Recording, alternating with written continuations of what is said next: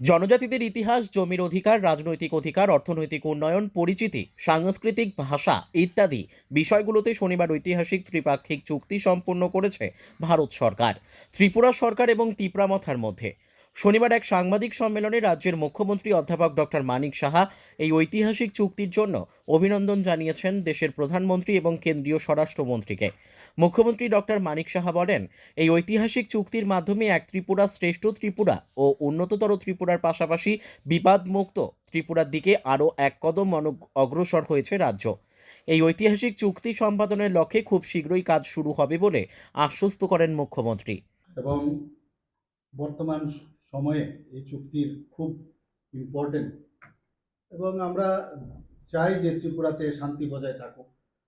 বারবার আমি যেটা বলি যে আমরা সমস্যা সৃষ্টি করে আমরা এই সরকারে আমরা থাকতে চাই না। সমস্যা সমাধানের মাধ্যমে আমরা এই সরকারে থাকতে চাই, এবং এবারেও কিন্তু তার প্রতিফলিত হবে।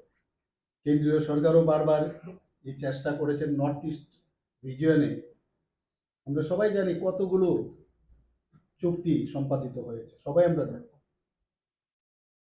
এবং মাননীয় প্রধানমন্ত্রীজি বারবার বলছেন যে নর্থ ইস্ট যদি ডেভেলপমেন্ট না হয়, এখানে যদি শান্তি প্রতিষ্ঠিত না হয়, তাহলে ভারতবর্ষ কোনো অবস্থায় ডেভেলপমেন্ট হবে না এবং শান্তিতেও থাকবে। Bureau report, news daily Bharat.